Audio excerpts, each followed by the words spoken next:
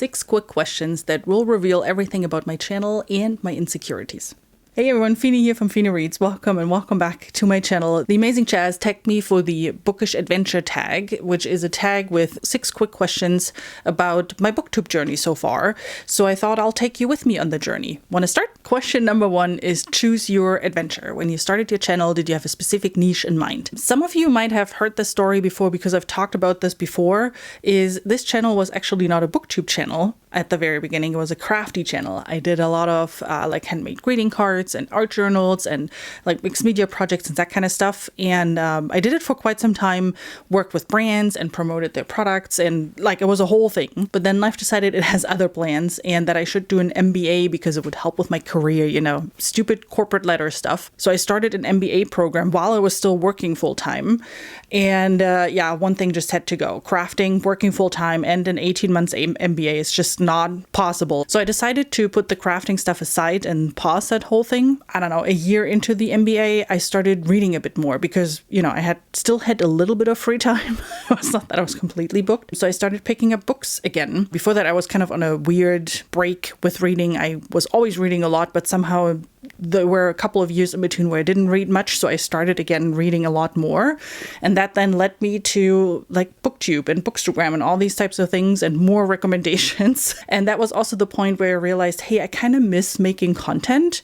And this BookTube thing looks fairly easy. So let's do that. And yeah, I started talking about the books that I read on BookTube. I didn't really have a niche in mind when I started with all of this. It was really just for me to be able to talk about books and get my thoughts out. Question number 2 is choose your character. When you started your channel, did your true personality shine through? Do you think it does now? So the only person that knows 100% of me is Mr. Josephine. And that will probably never change. Everybody else gets kind of a filtered down version of me because I tend to be more silly, snarky, but not everybody understands necessarily my type of snark, if that makes any sense. They're basically levels of how much of that you get to see. And that level depends on how well I know you, which was interesting at the beginning, especially with BookTube. Even though I was on camera before, I was never facing the camera. You were only seeing my hands in the crafting videos, and I was only explaining what I was doing. It was not like a whole lot of personality that had to come through there. The point of it was to explain how I made the card or how I used the specific product. With BookTube, that was very different because I'm also someone who tends to like match you. Like if you are quirky, I match you being quirky. And that is hard when you talk to a camera because the camera doesn't have a personality, right? Duh. So that took me a little bit to figure that out and to actually allow myself to let my guard down a little bit and show a bit more of that silly side of me. The other thing is I'm bipolar. I don't talk too often about that kind of stuff. And one thing that I would never show outside of my own four walls is when I'm in a manic or in a depressive episode. That is really just a thing that I keep to myself that I don't see changing, but that's also not something that needs to be on camera, to be very honest. But in general, I think, a rather like nice and open-minded person, and that's what you get to see on videos. Tell me if you feel different about that. I definitely am a rather factual person. Like I love my data, I love analyzing data and all that fun stuff. Just the silly side of things, that takes a little bit to come through. All right, question number 3 is choose your companions. Who are some bookish companions you remember from the early days of your journey? Can be booktubers or non-booktubers.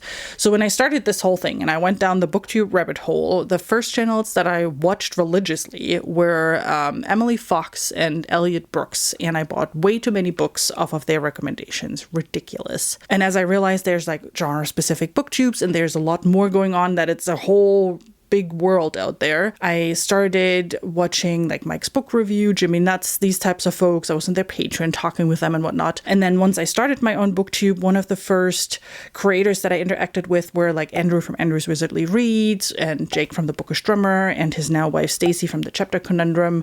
There are probably a lot more. It gets a little bit hard because I'm following so many people at this point. I've been doing this for a couple of years now.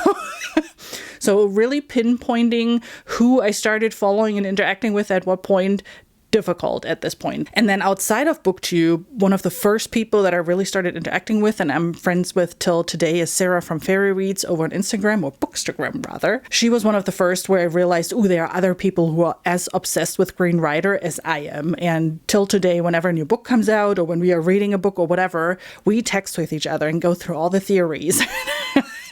I love it. Just for that, it was all worth it. I'm telling you, I'm just kidding. Question number 4 is a quest. Choose one or all 3 of the following obstacles. So we're of course choosing all 3, right? We are decent adventurers. We're choosing all 3 quests. So let's go with it. Quest number 1 is the comparison curse. How do you handle comparing your channel to others? At the beginning a lot, and I feel that's kind of just a YouTube staple. If you become a YouTuber of any kind, at one point or another, you're comparing yourself to others. It feels like a natural thing to do.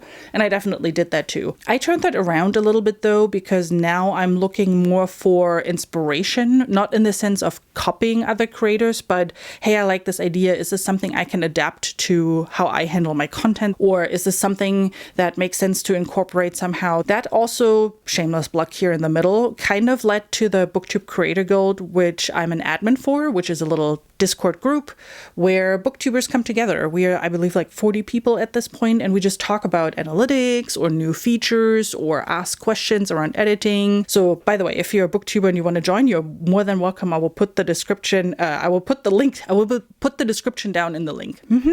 There you go. Feel free to join us. But yeah, that's kind of how I've turned it around more in that sense. So it's, for me at least, it's less comparing with others. It's more figuring out, oh, what are they doing? What are they doing well? Understanding how their channel works, how they are growing. I find that super fascinating. And then also seeing what works for me. What could I adapt that makes sense for the content I make? Quest number 2 is the algorithm dragon. Wow. What has been your biggest frustration with growth, views, or consistency? Oh boy, never ever change the niche of your channel. Just create a new one. That has been the biggest frustration ever and has been so demotivating. So with my crafting, I went up to like 5,000 subscribers. With the year pause and then me deciding to switch it to BookTube, I'm not back to where I was now. And I'm doing this for what now? 4 or 5 years at this point? I don't even know exactly. I should look that up at one point, huh? I'm still not at that point where I were when I started all of this. I lost so many subscribers and I had months and months and months of, ooh, minus 15 subscribers. Congratulations. And it's just, that's frustrating. That is really, really frustrating. And that turned around like late 2024, I believe, is when it started turning around. And now I'm seeing, I still had like late 2024 till like sometime in 2025, it was still a mix of positive and negative subscribers, but now I'm seeing only positive subscribers going forward. But the problem with that also is that the YouTube algorithm is probably completely confused with my channel. If you would compare a channel with a similar subscriber count number in the same niche, you would see they get a lot more views per video than I do with my subscriber count. By the way, another shameless plug, I'm so close to 4,500. If you are not subscribed yet, pause real quick, go down there, hit the subscribe button, all that fun jazz. Thank you very much. I appreciate you. The way YouTube works is it tests your video with your subscribers first, and then depending on how your subscribers interact with it, it puts more or less effort into pushing it then to a broader audience. So since I have a lot of crafty subscribers that do not interact with my channel at all and had negative subscribers for such a long time, YouTube doesn't show my video to as many people as it would if I would have just started over. And that is another frustration that I still have, and I probably will never really get out of it. Maybe till I reach 20,000 subscribers or something, then it doesn't matter what the few thousands that I had from the very beginning still do. But yeah, that has been a common frustration throughout my entire BookTube journey, which then also kind of goes back to the BookTube Creator Guild that I was talking about, because that was a huge help for me. Not that there were people who went through similar things. There's actually one other person that went to a similar situation, but it just helped me because I was able to vent, and I was able to talk with like-minded people. Even if they didn't go through the same situation, they understood what I was going through, and it felt less overwhelming because of that. So yeah, just for that, our little guild, our little Discord is fantastic. But let's get out of this particular rabbit hole where I talk probably in way too much detail about how the YouTube algorithm works, that things you never wanted to know, to our quest number 3, which is the self-doubt monster. What insecurity have you had to battle as a creator? That people think I'm boring? I am a very matter-of-fact type person. I'm not overly wordy with how I describe my things. I'm not overly interactive on camera. Like, what you see, this is who I am, right? And sometimes I was wondering if people find that boring because I'm not that animated. I still have that every now and then where I'm like, oh, this is a cool video. And then while I'm editing, I'm like, oh, I hope people are not bored to death and fall asleep while watching me. But most of the time, I'm like, you know what? That's me. Love it or leave it. Please don't leave. Again, subscriber count and whatnot, but you know what I mean. Question number 5 is the struggle. Was there a moment you considered quitting? What kept you going? So yeah, I just now had a moment because I recorded this whole video already and my microphone was not turned on. So I did the whole video up till the very end, talking for, I don't know, half an hour or so. And it was so good. It was such a good take. And then no audio. Great. So that is a reason. But then, yeah, I mean, obviously the negative subscriber count, right? If you for 3-4 years, if every time you open YouTube Studio, you see -20, it's very frustrating, very demotivating. And when your videos only get 40-ish views because of all of that, also very demotivating. But we are over this now.